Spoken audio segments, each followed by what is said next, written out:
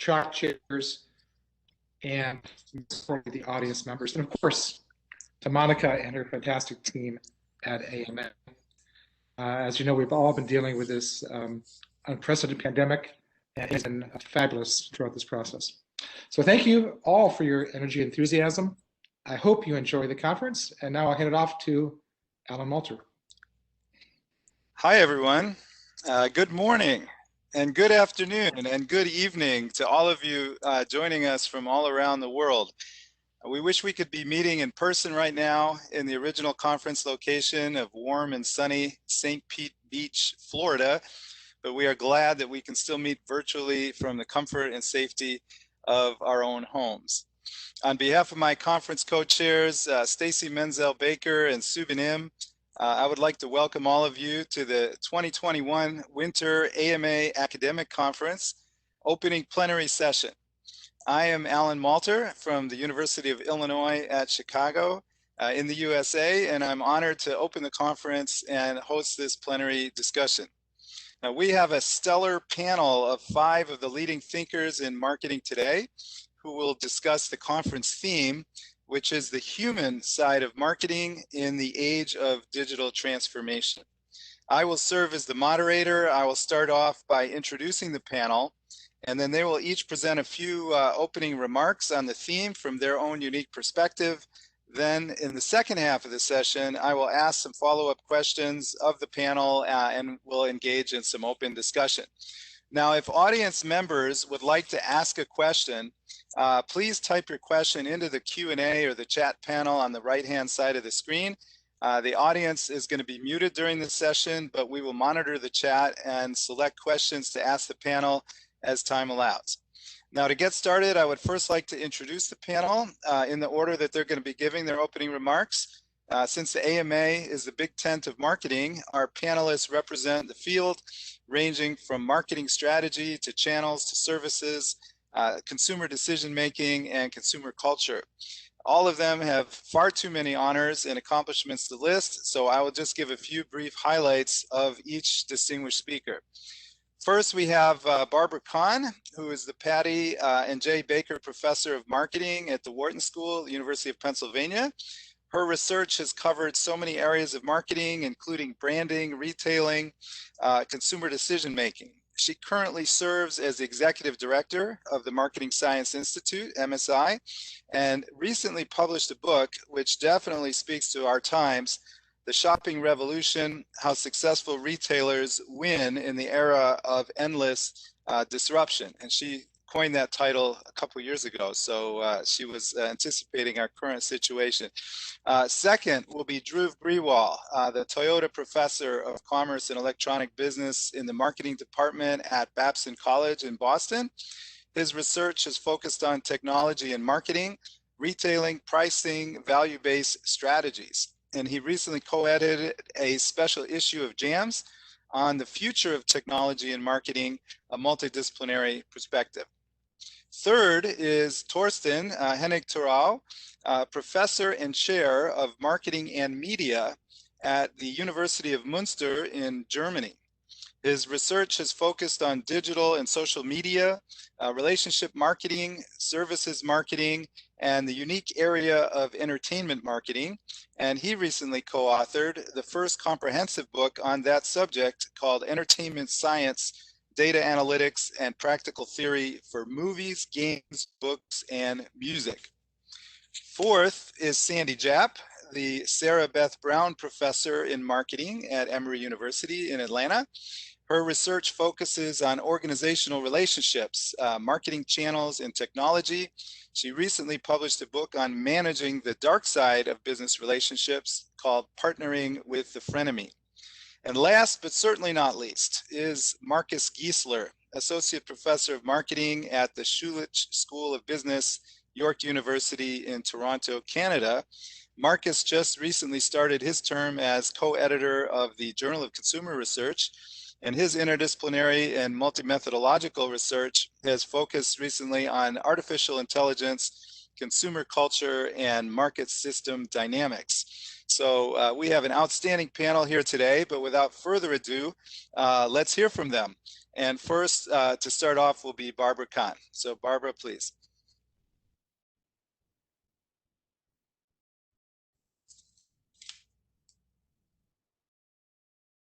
Okay, so this session, of course, is the human side of marketing in an age of digital transformation. And I thought I'd start with a survey that was taken in December 2020 to talk. I'm going to take it from a perspective of retailing. I'm going to interpret the topic from that perspective. And so there was a survey in December 2020 that asked people whether they believed they would shop in physical locations more or less or the same compared to 2020 for 2021. And this is really interesting because everybody's talking about this acceleration to digital, that everybody's going to be shopping online. And if you look at this graph, you'll see, well, half people didn't know what's going to happen in 2021. I'm sure they thought the vaccine would not get through in time. And so they thought everything's going to be the same in 2021 as in 2020. But what's more interesting is to look at the other half where they thought there was going to be difference. And you can see here, more than half of the people who think their behavior will change because 2021 will be the end of the pandemic say that they would shop more in physical stores than they did in 2020. So even though we see that people's behavior change during the pandemic as a move to digital, many consumers still prefer shopping in person. And when we asked them directly, 46% of the respondents said, given the choice, they would prefer to shop in person rather than online. And so what I think this means in terms of what's happening to retail, and I would use this as a metaphor for what's happening in many other industries. I'm using retail, but I think it extends to everything post-COVID, is that it's really not going to be this move to online shopping, but instead it's going to be omni-channel retailing. And the new world will be some seamless integration between digital and online. And what I want to talk about is 3 channels, such that it's customer-centered, omni-channel retailing, a seamless integration between digital and physical, but from the perspective of the customer.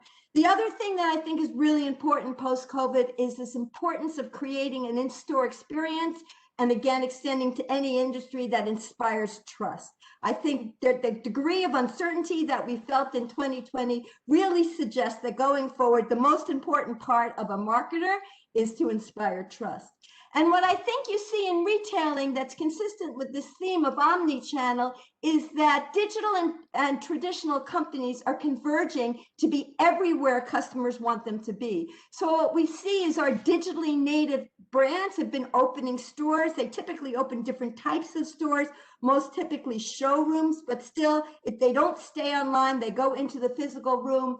And legacy brand retailers are developing new digital interfaces and services. And just to give you a few examples to illustrate the point, everybody talks about Amazon as being the king of e-commerce, but during 2020, Amazon opened new stores. So they opened up their first Amazon Fresh, which is a grocery store, in September 2020, and they already have 8 new stores. So Amazon is opening new stores.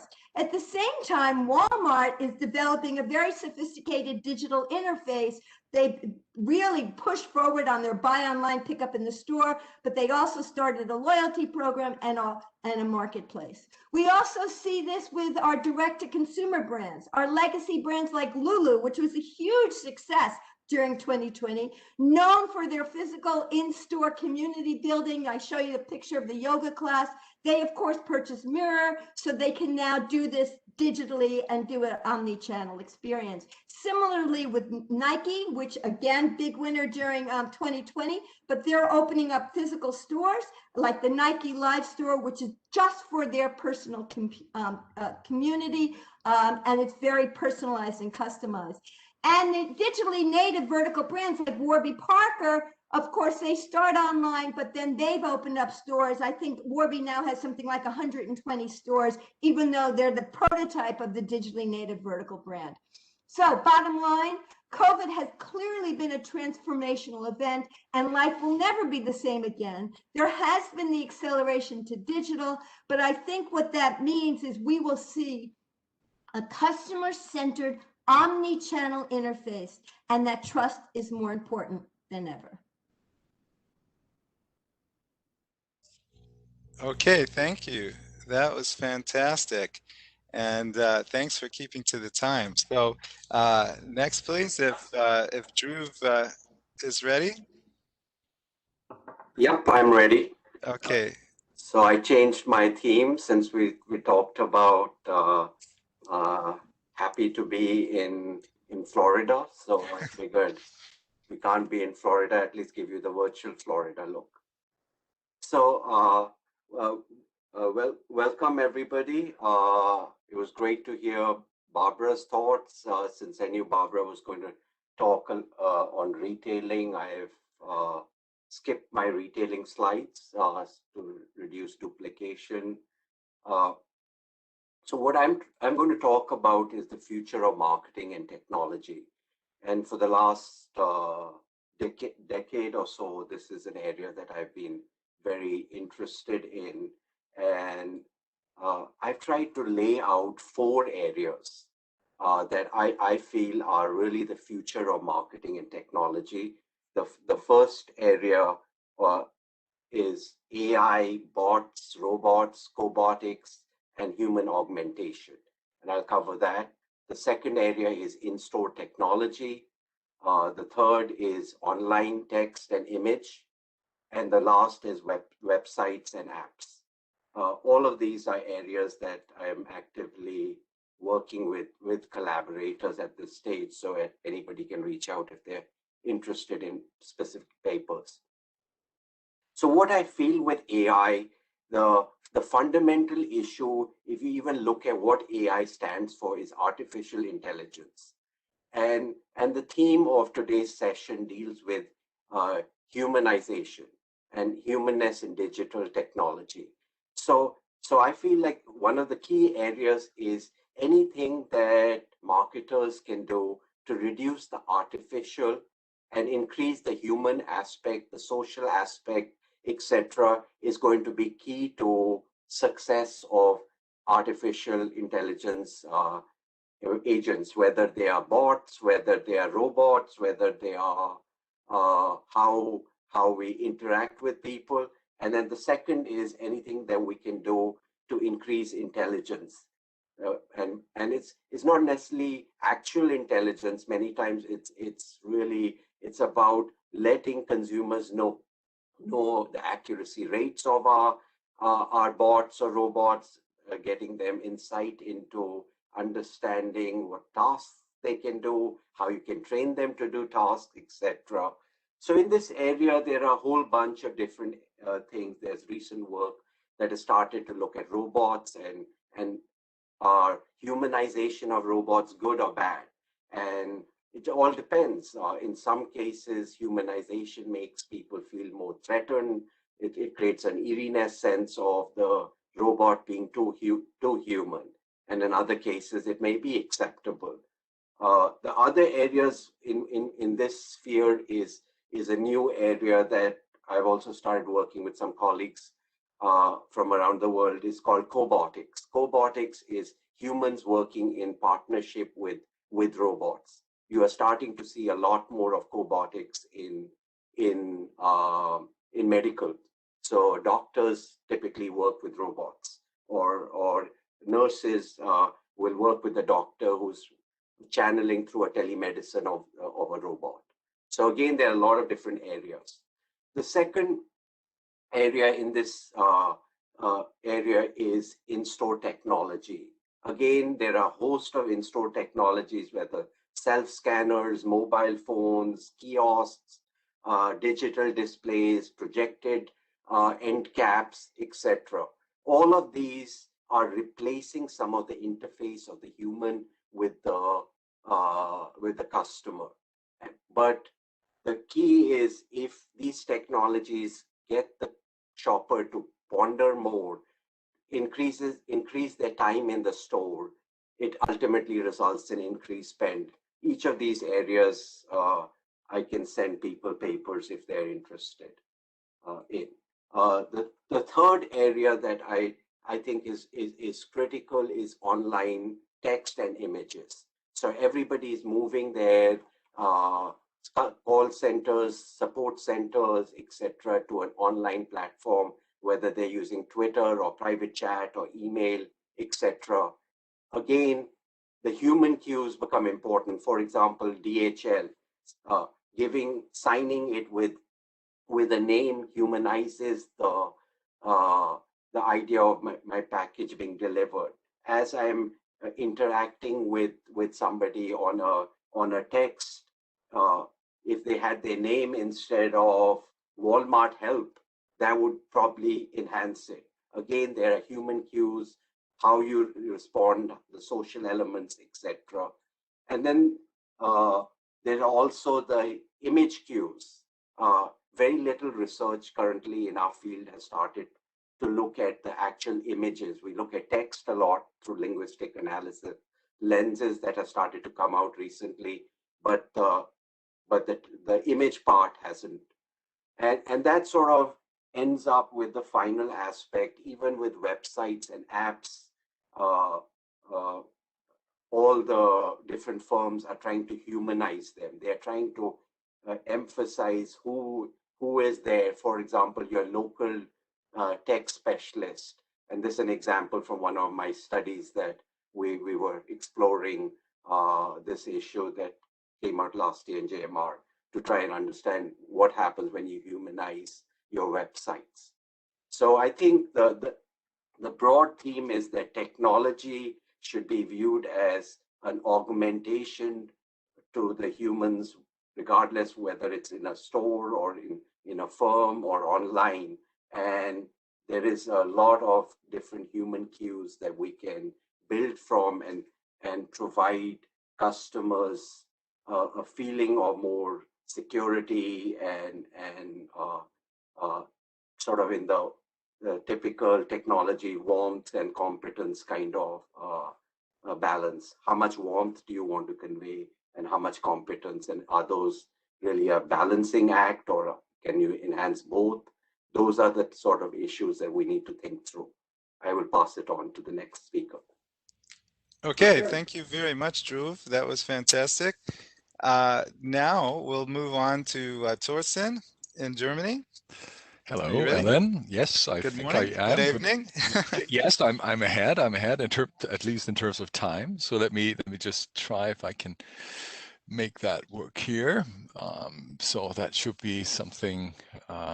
I don't know if can you see the Yes. digital revolution thing? Yes, Yes, we can. fantastic. Okay, so what I would like, thank you for having me on this panel. I'm very excited about that.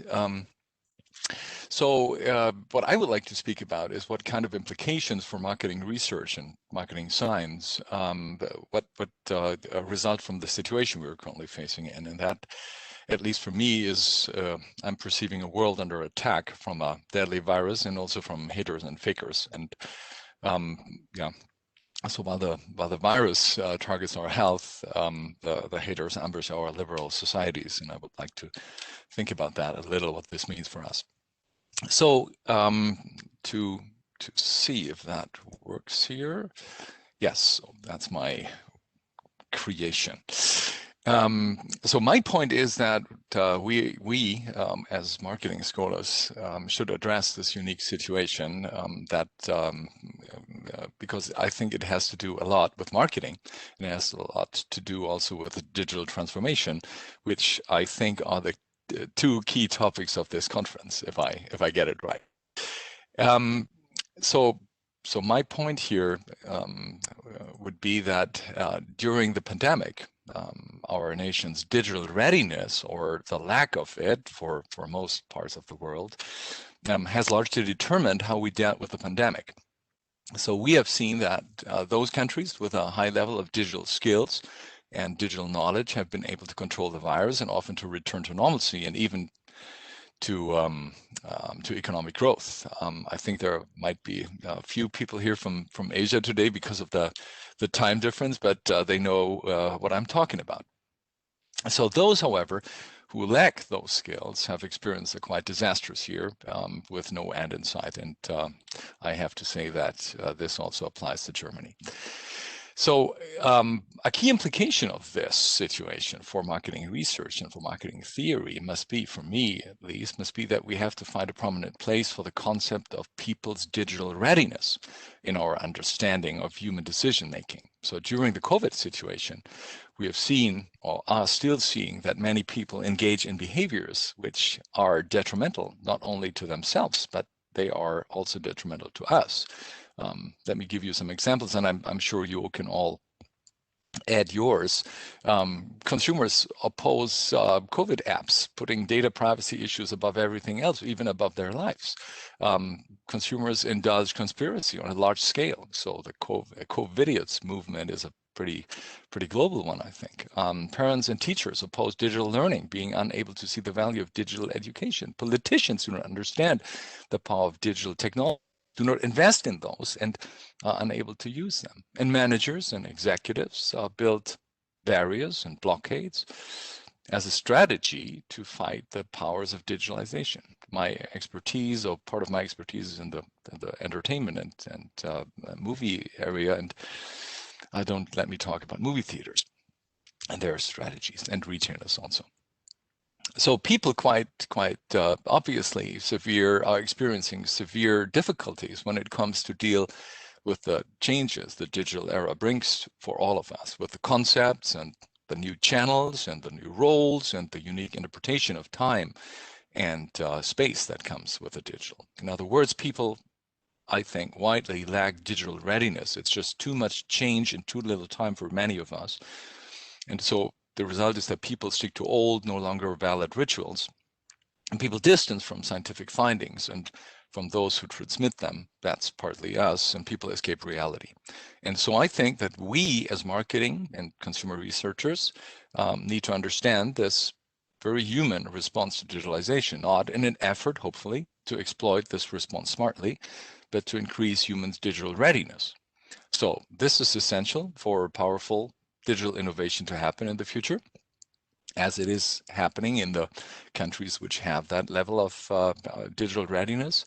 And this is, I think, required for our society's well-being. So, oops, oh, that was too fast. So my other point deals with digital social media. And I think that in the form of digital social media, digitalization has also fueled the second attack that we are facing, namely the rise of the haters, or the hater movement. And that has a lot to do with marketing, and it has a lot to do with algorithmic curation, with AI, artificial intelligence, used by the platforms. We are no longer living in one and the same world as a result. We experience very different realities with alternative theories underlying them. So these realities are not restricted to our computers. We know that, but they affect every single part of our lives. And I think that they threaten to destroy our world. I mean, literally. And so we, as marketing scholars, should thus not limit our talent to finding ways for managers to optimize marketing budget in such a toxic environment. Instead, I think we need to ask ourselves how the power of marketing instruments and of marketing strategies can be harvested to fight this culture of hate and misinformation, to market, if you will, a product named democracy. So the haters, the dark side, have been, I think, the way better marketers recently, but I believe that our work should guide the light side, if you want. We need to be the Jedis, excuse my movie reference, or at least help them, not fuel the Sith. We need to find out what powerful innovation might look like for our product, the democracies in the digital age, as well as powerful communication, distribution, and pricing of that product. I know that there are some journals and some articles already dedicated to these issues, which I very much appreciate, but a lot of our best social scholarly work is not dedicated to them yet, and I think we need to change that.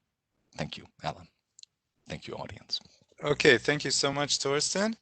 Very, very interesting perspective, and I look forward to discussing it further. But next we have Sandy Japp from Emory University. You ready, Sandy? Yeah, hi everyone. Hi, welcome. Thank you. I'm delighted to be here. And I got to tell you, I really love this title of the human side of marketing in an age of digital transformation. So I might be the only person on the panel today who doesn't share slides. So hopefully I'm going to try to be memorable without pictures and without text. So, if there was ever a time that we were in an age of transformation, it would be now. And while it seems that all things are going digital in 100% capacity, I would like to say that we still need humans in the mix in marketing, and maybe more so than ever before. Ironically, the pandemic has brought about for many consumers more time to actually potentially be in a sales interaction.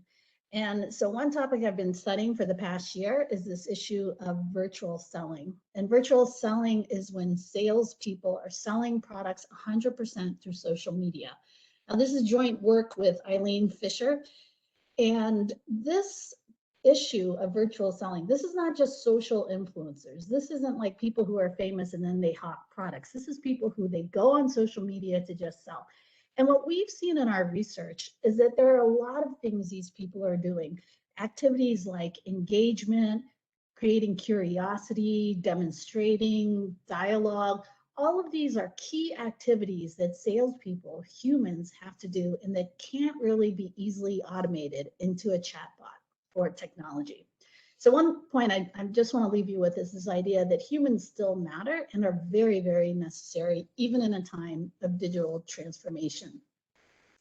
The second point I want to leave you with is this idea that as we think about digital transformation, it has to really be integral to remaking the way we go to market. So let me give you an example. There's a startup company that I have followed for a number of years. The company is called Inception, and that's spelled with an X. And this is a B2B online platform. Now, this isn't just Amazon, but what they do is they execute transactions for buyers and for sellers, corporate buyers, corporate sellers, but they do this in a way that I think really creatively leverages digital technology. So, for example, it turns out that organizations, when they ship things to each other and to their customers, they never know the cost of shipping until after the product has shipped, okay? So this company has come up with a very simplified way to manage that and to know ex ante in advance exactly what your shipping costs will be.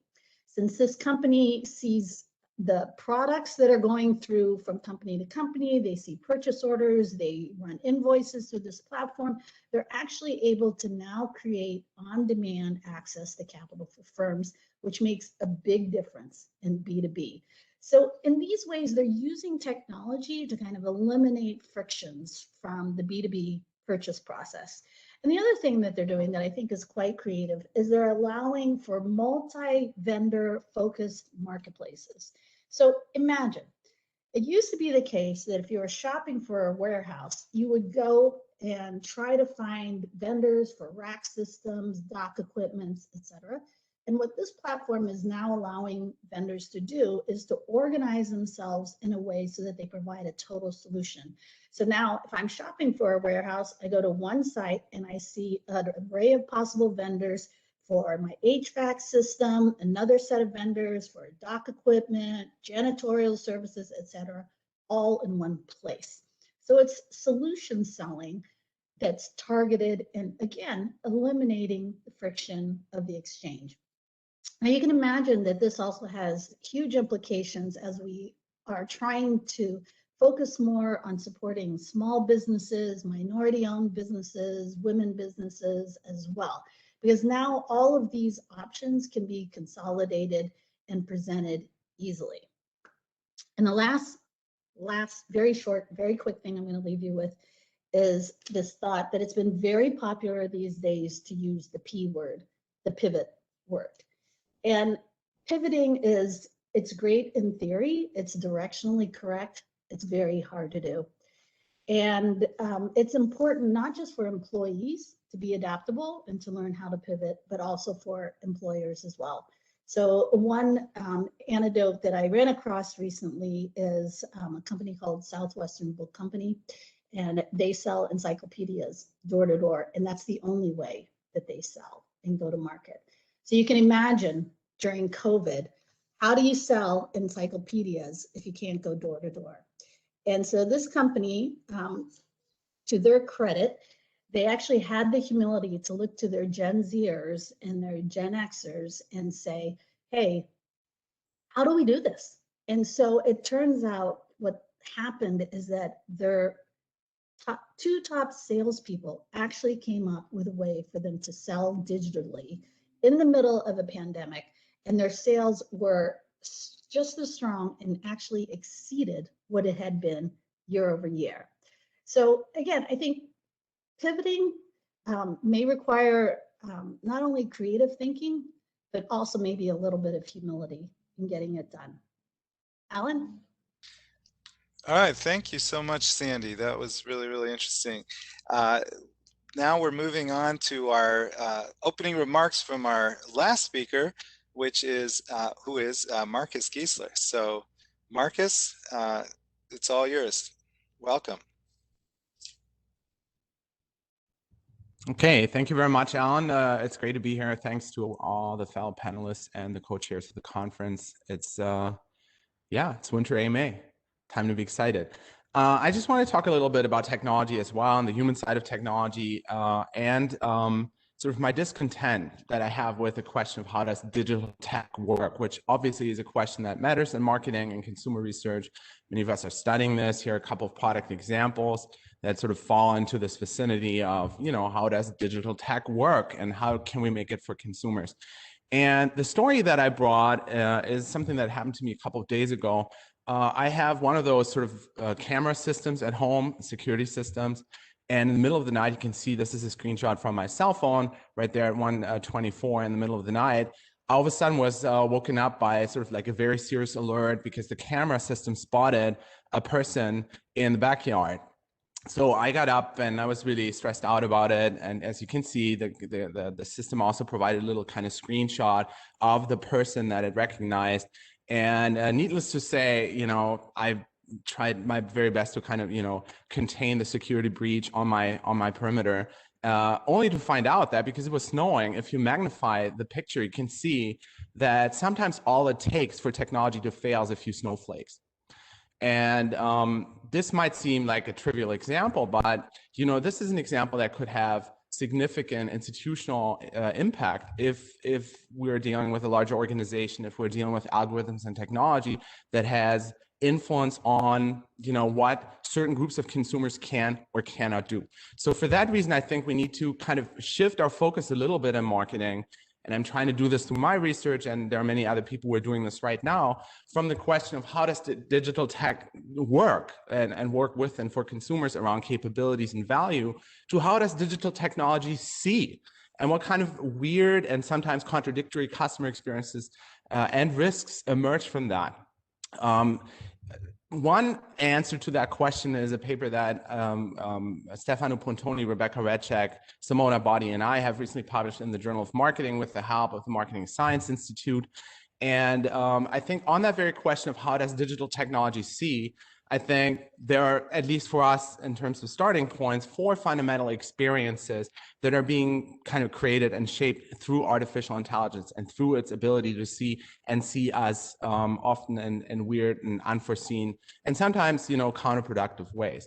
So what I want to leave you with in terms of, asking what is it that we should study and why should it matter, is that digital transformation is always a political transformation. It's not politically neutral, and technology and AI and algorithms have a gaze. They have an ability or inability to see us in ways that are often politically neutralized and inadequate and ineffective with regards to how we would like to be seen. So in essence, then, what that means is that technology and digital transformation not only serves consumers or entertains them or, helps them solve problems. It also, in some sense, makes the consumer. It remakes and makes the consumer along a variety of different sort of sociological variables that we've studied in this particular project, but I'm sure there are probably more. So for that reason, our managerial advice would be that firms need to sort of not only transform smartly around digital technology, but wisely and conscientiously. And this is something that we've already heard in a variety of different shapes and shades from our fellow panelists today.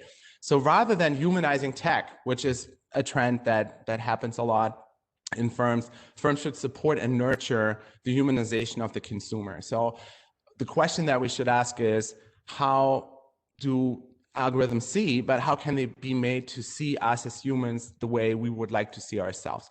That's what I want to leave you with. And if you're interested in learning more about this, there will be a fascinating session tomorrow at Winter AMA on consumer AI with John Dayton, Simona, Rebecca, myself, and the economist Kenneth Kukier, who also is very interested in artificial intelligence and how algorithms see. And that's all I have.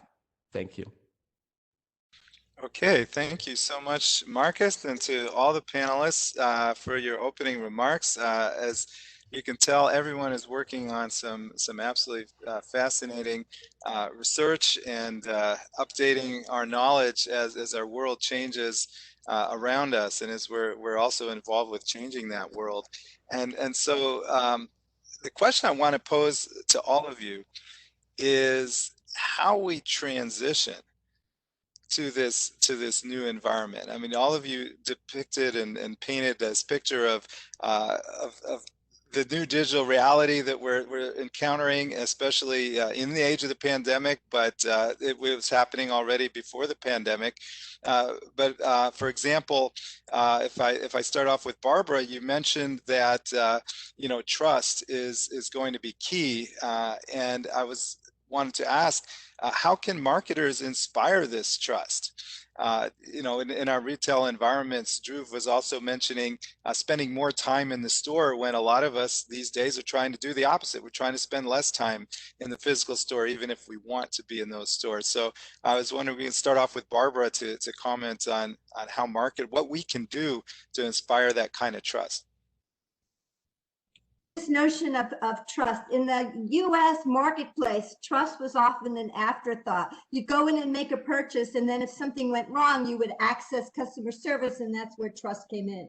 But now trust is something that people are saying before they engage with the marketer. Just as you say, 2 years ago, I didn't, oh my God, I'm scared to go into the grocery store. So what is the grocery store going to do to inspire my trust? And obviously they have done things like physical changes, making sure they have signs up front that shows masks, the plexiglass that's everywhere, the signs on the store. There's physical cues that can inspire trust.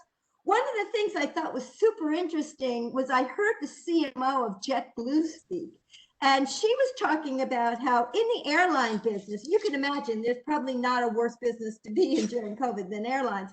And she was saying that one of the cardinal rules of airlines in the past was to never mention safety. So you would talk about all sorts of other things about airlines, but you wouldn't mention safety. Now, her message has to be that it's safe to fly. And that idea of putting trust first, I think it's going to affect everything, and it's a different way of communicating than we've ever had to do before. And we can do it, to answer your question directly, through visual signals, through clear communications. But I think paying attention to something we took for granted is super important today. No, that trust piece is so important. So Dhruv, I was wondering if you would comment as well on this issue of spending more time in the store, because one of your points was an old truism that the more time you spend in the store, the more money you're going to spend. But these days, people, if they go to the store, the physical store at all, they seem to want to have a quick entrance and quick exit. And how will we pull this off to get people to spend more time in those stores? So again, I feel like the key is really people want to spend, if they want to spend more time, it's going to be interacting with technology as opposed to interacting with people. So if we provide more options of how they can access. If they have any need for help, you can access information on your smartphone, etc. So the less I have to interact with anybody else will encourage me to want to be in that store, because I can, like an Amazon Go store, I can go in, pick up whatever I want. I don't have to interact with anybody, and I can leave. And if I don't want to, I can interact through a virtual store and just sort of arrange for pickup and delivery and just wait outside and they drop off. So these new distribution methods where people pick up, somebody else does your sorting, picking, etc. And I mean, I have personally haven't been in a store other than once for a shingles vaccine in 1 year. So I'm not going into stores till I feel like they have great setup. So I think Barbara's right about the trust issue is critical, but it's not really about just the trust. I can trust the store. I can't trust everybody else in the store, and that's the problem. So the other humans in the store could be the personnel of the store or the other shoppers? More likely the other shoppers. I think the personnel, I'm feeling like they are being better screened, they're getting testing, they're wearing masks, etc. But it's the other people who are actually fighting with the people and saying, no, it's my right to not wear a mask or whatever. That kind of stuff is a scary situation, and I feel bad for all the store associates who have to deal with situations like that on a day-to-day basis.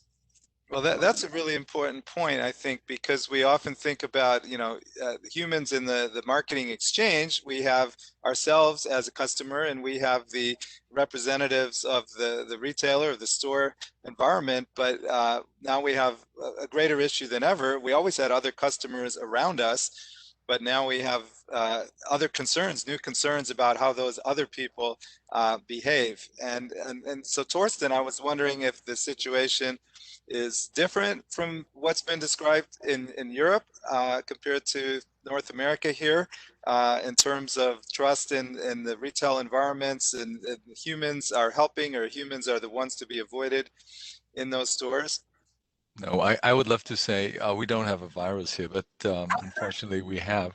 So it's very much the same. When I heard Barbara and Dhruv speaking about that issue, I was so much reminded of my personal reaction to how aggressive I get.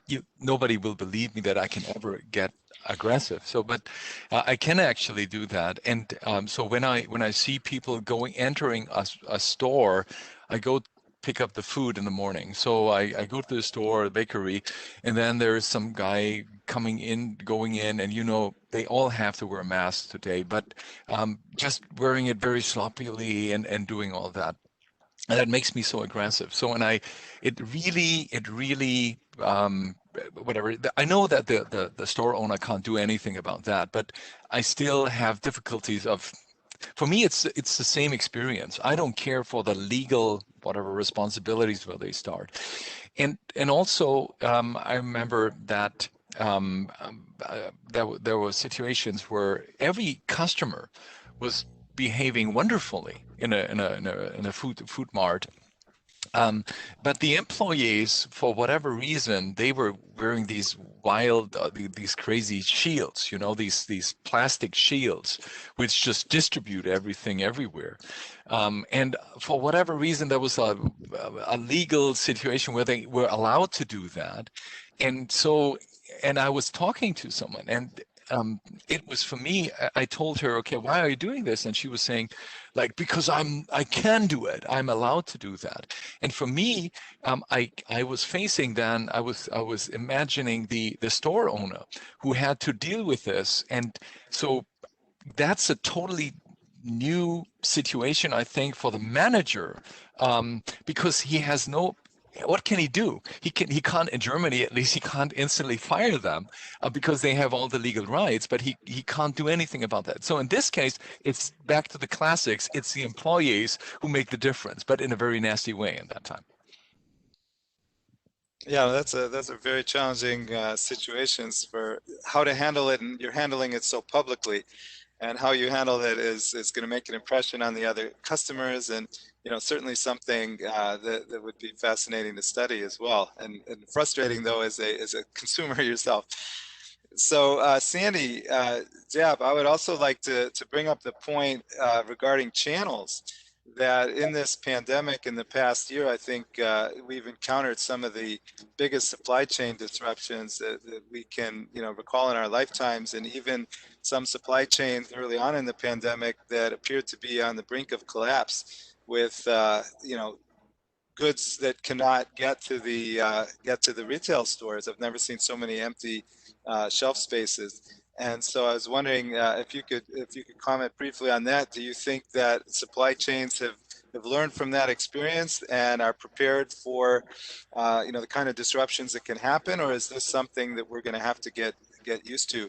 Because we want people to get back into physical stores, and ones that I was recently in had still so many empty shelves, and such a lack of selection that would get me to go back online to find the products I really wanted if they're not going to be in the stores.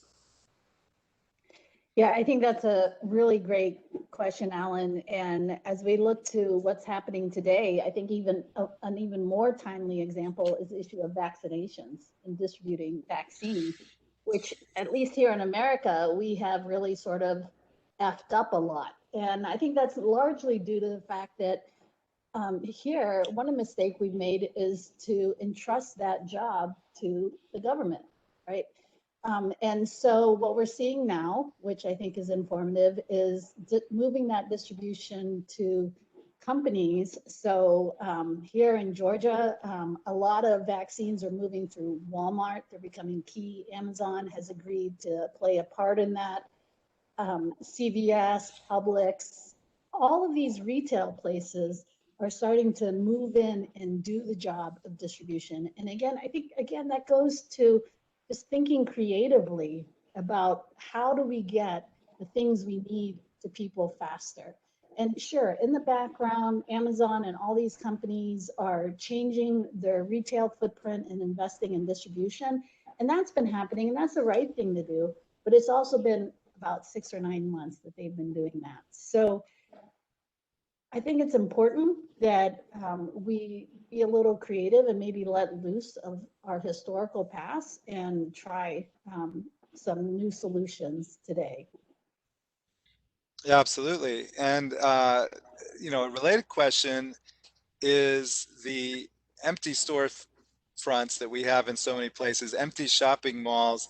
Barbara gave some wonderful examples of new store openings that not everyone realizes are happening, that there's a lot of retail expansion of some successful retailers, but there's so many legacy brands who've gone completely out of business, during this situation.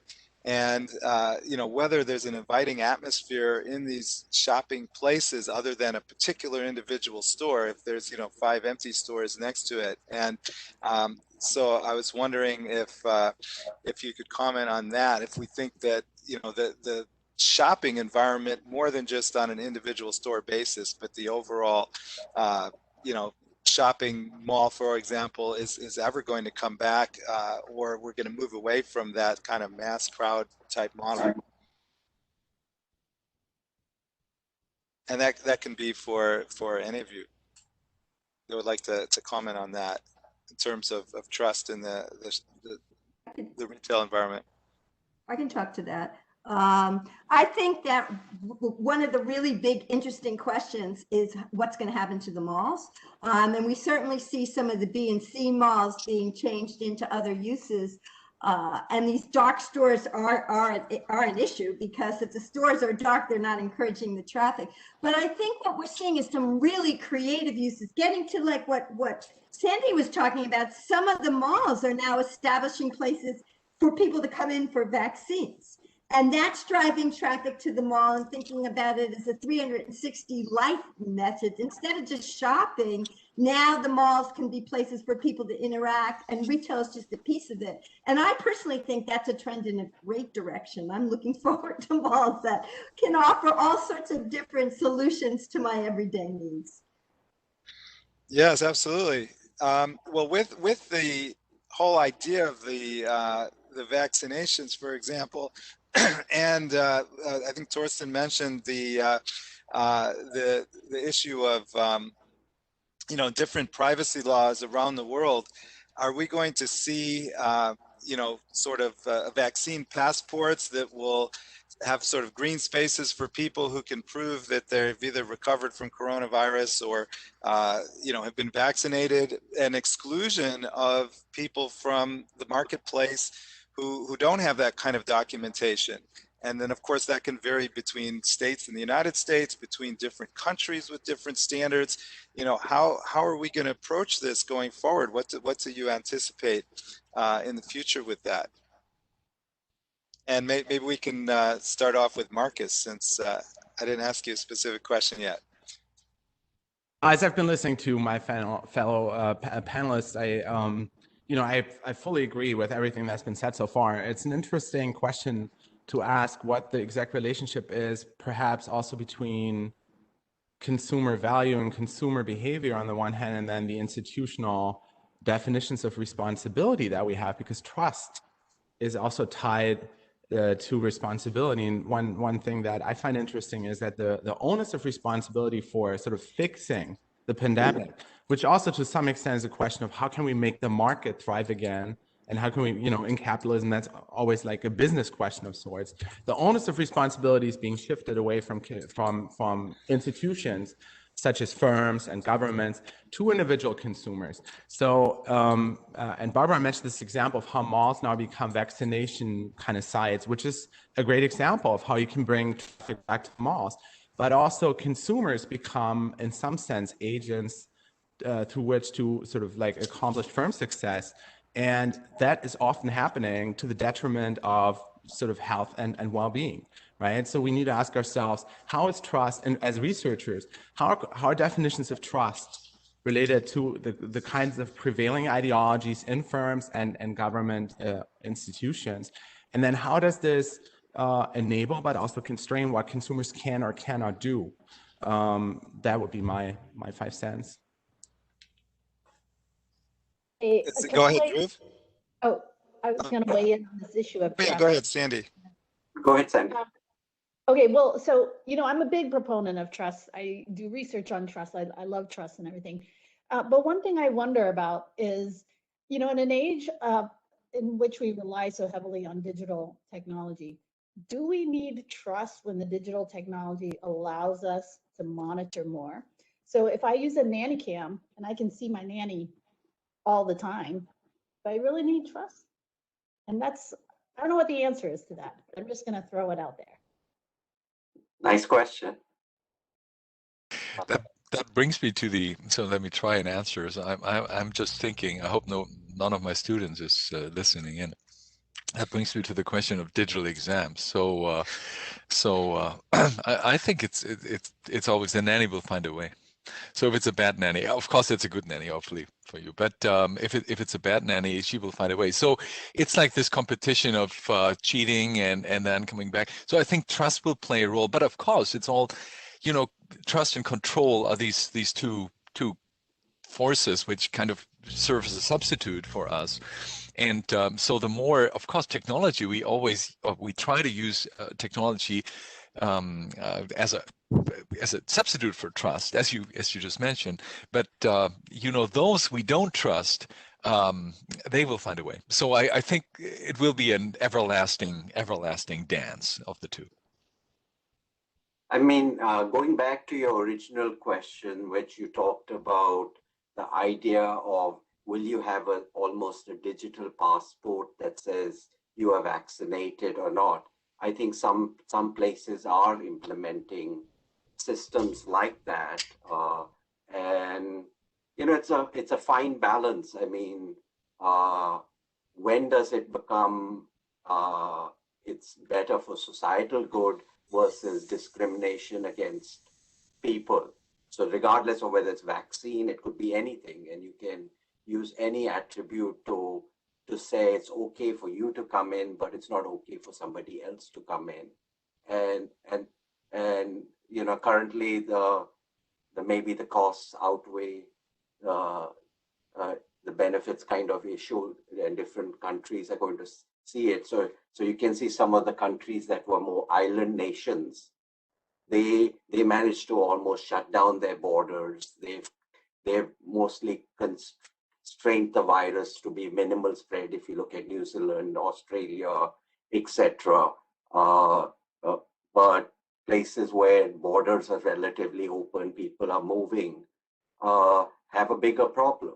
So I can see the logical argument is correct. How it is implemented and whether it's implemented in a humanitarian way will be the issue. How will you truly decide that so and so has had COVID and thus is COVID proof after that? It's not necessarily the case. They can still be a carrier for a long time. Can I add one thing?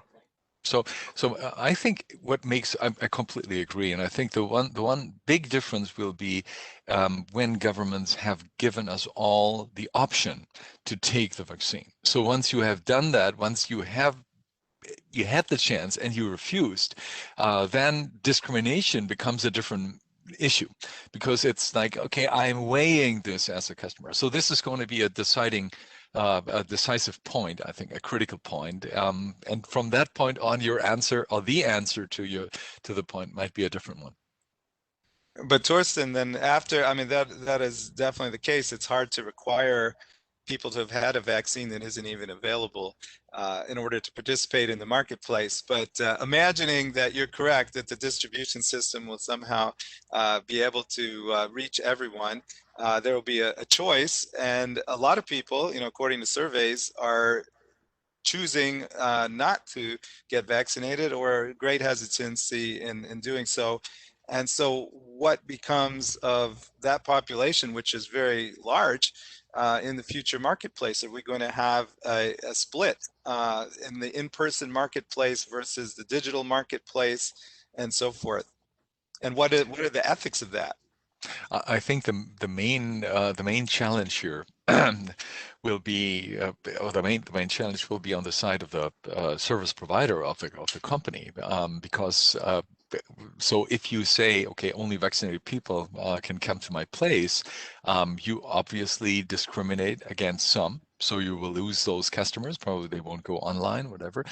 But at the same time, what's going to happen, if you don't do it this way, then a lot of people will probably not come to your place because they are disappointed by not, and they don't feel safe. So they feel like, and this is back into the field of trust. So why don't you follow, because you want those other people's money. And why are you basically endangering me? So that's a very, very difficult, not only from an ethical, but also from a strategic perspective, very difficult question that store owners and companies with a physical presence will have to deal with. I think issues the companies that deal with it aggressively in the first will be at the spear of a firestorms. They will have so much positive and negative backlash that their C-suite will be spending all their time trying to figure out how to deal with it. And so it's going to be a really tough situation unless you are in a country where the government mandates it. Then if the government mandates it, you're just following the government's policies, and it gives you a little bit of cushion to say, we're just following whatever is the government at this stage. This is what we have to do. And so it will really involve the need for governments to be, I feel really disappointed when I look at COVID-19 and how the world as a whole has cooperated. They have almost zero cooperation with each other. We talked about all this cooperation, which is central to trust and all of that. But the governments have not cooperated in any way. They have not cooperated on resources. They have not cooperated on masks. They haven't cooperated on vaccines. They haven't cooperated on distribution. Nothing they've cooperated properly. Everybody has gone willy-nilly. And if they just said, these 100 companies are going to just make masks for the world, and we're going to incentivize them, we would have masks for everybody. These 100 companies are going to create cleaners. We would have that. I mean, how long does it take? But it's just been a very poor, on the whole, performance from everybody. And some companies have clearly excelled, and some countries have clearly excelled. I also want to remind everyone how we've now grown accustomed to viewing COVID as a customer experience. I mean, there are apps out there, there are choices out there. We and policymakers approach citizens no longer really as citizens, but more as citizen consumers. And this is in stark contrast to, I remember it, at least when I was a kid, vaccination was mandatory. There was not much of a choice. All of us in school would just have to get vaccinated. You know, a doctor would come and perform all the injections. Whereas today it's becoming more of a sort of consumer-based paradigm. And with that comes certain benefits, but also risks. Yeah, and certainly that lack of coordination and a little bit of chaos, which places, as a couple of you have noted, you know, a huge burden on consumers to make all of these choices, to even be informed about these choices, to have access. You know, here in the United States right now, we have a free-for-all trying to get access to limited supplies of vaccines, you know, for those who want them, which is a whole side of our marketplace, of course, with healthcare. But you guys have made some fantastic comments, and I think we could go on for a long time. But in the time remaining, because we have about 10 minutes left of discussion, I wanted to ask you, all of you, about what are the implications for how we will train marketers to operate in this world, you know, to be sellers, to be employees. You know, what should we be doing differently in order to help them make this transition to what Thorsten described as digital readiness, which clearly a lot of places have not been high on. So if each of you could just comment briefly, we have about 10 minutes total left. So Barbara, if you want to lead off, we'll go around the table, so to speak, in order again. So, I mean, when I think about what I tell my students, or what I think about is what marketers need to be to get ready for this new age, the first thing is you really need to be able to appreciate the data. There's so much information out there that I think having the technical skills and the ability to take all that information in and make it useful is super important. And as much as I'm a huge believer in MarTech and in all of that data, I also believe, as we've been talking about throughout this whole session, that if you don't interpret the data with a human perspective, then you have missed the entire picture. You can only look at what was, you can't look at what could be. Yeah, that's an excellent point. And that we really need to get into our curriculum, both in marketing, and maybe that's a unique thing that marketing discipline can contribute to that, you know, above and beyond just, you know, business analytics and big data by itself without the human element. Dhruv, do you have a few words to say about that? Yeah, I agree with Barbara on the data front, but I feel like even more important are two issues. One is, as we've all talked about, is technology. So the technology is just this COVID-19 is not going to be the first. We're going to have mutants and variants and other things that are going to come constantly. So technology and being technology ready and being technology savvy is going to be critical. And the related issue to that is communication skills. When you go into an organization and you become a senior leader, all the issues that Sandy and others talked about, trust and all, it stems from the top management. If they are readily communicating and they're open and transparent about their communications and they are constantly communicating, the organizations that have succeeded, their CEOs and their C-suite has kept their whole organization and every stakeholder abreast of what they're doing, when they're doing, and why they're doing it. And that makes a very big difference. And we just don't teach enough of our students about the good communication skills and why it's important to have this upward and downward. We all think about just communication between us and our consumers, but we need to really think of the organizational communication, the governmental communication, etc. Those are areas that I think marketing can also have a big play in. Yeah, thank you. Excellent points. Thorsten.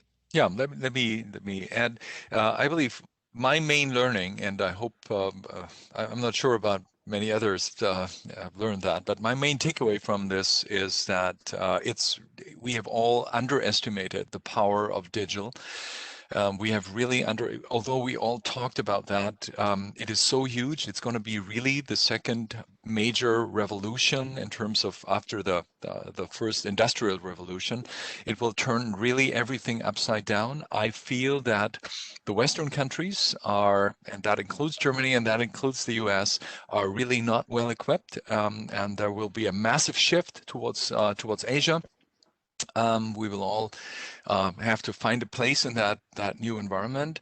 I believe that digital readiness, I mentioned that, and I believe that is the key concept. We have to find a way to make people aware. At least in my country, there is just a very low level. A lot of people just don't understand, don't value, don't see the power. They don't see data. They don't see the theories. They just treat it as a means to send WhatsApp messages. And that's a big challenge if you want to come up, if you want to be a global leader in innovations in the future. That's what I'm concerned about. Yeah, so that's my point. I'm trying to sell that point to people here, which is a tough one because there's a lot of ignorance. Thank you. Absolutely. Thank you. I think the readiness was the key, and we weren't ready, and we don't have many choices now, but it's very hard to organize that in real time. So thank you. Sandy, would you like to comment for a minute? Yeah, well, I definitely echo this idea of technological readiness. I know I find with myself and with my students that they really have to be knowledgeable of multiple platforms, Zoom, Skype, Teams, WebEx. Are you able to use all of these things and to feel comfortable? And not only feel comfortable, but I'll also just reinforce what Dhruv said about presentations and communications. Looking comfortable and looking effective in these video channels. Like, for example, what about negotiations? Like, how are we going to handle negotiations through video channels, right? Along with sales presentations and, and communications when it's all digital, and this combination of synchronous and asynchronous, right? Managing that when we don't have hallway conversations. I think that firms expect Gen Zers to know this, like to have been born with this. And I don't always see that in them. Yeah, absolutely. Great point. And finally, Markus, if you want to make a comment. I've observed in my conversations with executives that there is a trend right now to hire computer scientists and software engineers and so on. I think, my comeback to this always is you need to hire fewer computer scientists with people skills and more marketers with tech skills. And I think the strength that we have as a discipline is that we bring decision makers into an organization that have the capability of moderating the diversity of voices that is really truly required to master digital transformation in a way that is of value to the customer. So for that reason, I think, this is a great time to hire a marketer. And I'm probably speaking to the choir here, but I also think that in companies, Google, Amazon, Apple, they need to hear that marketers and marketing experts are very, very good sort of experts on human beings, on people. So digital transformation to me is ultimately about even more effectively understanding what it means to be human in the marketplace today. And that is a question that we as marketers can answer. Okay, I think that's a fantastic point to wrap up with. A little bit of optimism in general, and especially for our field of marketing, that we have so much to contribute. And I just want to thank all of our participants on the panel here. I thought we could give you some virtual applause. I wish we were, this is actually the Tradewinds meeting room, ballroom behind me here, where we wish we were at the moment, but we so appreciate everyone joining us from home today. You've made some fantastic points that I hope we can summarize later and maybe write up for distribution. We've had about 200 people join us today, and so we really appreciate the audience as well for the stimulating conversation and the opening panel. And also thank you for everyone who participated in the chat. I know different panelists were responding to you, and we just were not able to ask all the questions out loud, but I hope we covered a lot of what you were interested in. And of course, all of the speakers have shared different website addresses, and you can follow up with them individually. We're all academics, and we'd love to chat about these going forward. So this has been a fantastic way to start off the conference. I just want to remind everybody that the next set of sessions, this is only the opening bell here, the next set of 5 sessions of the AMA conference start in only about 15 minutes. We have 2 special sessions, 3 competitive paper sessions, so please see today's conference schedule for all the details. This stage is not going to be used until 12 noon, where we have an innovation showcase, the first of those at 12 noon. But you'll have to go back to the conference main schedule page and enter one of the other stages to attend one of those sessions. So we look forward to seeing you over the next 3 days. Thank you again so much, and enjoy the rest of the conference. Alan, thank you for organizing and moderating the session, and the other co-chairs for organizing this conference as a whole, and look forward to attending sessions. Thank you again. Oh, you're very welcome. Thank you. Guys. Thank you, everybody. Bye-bye. Bye-bye. Thank you. Bye. Everybody.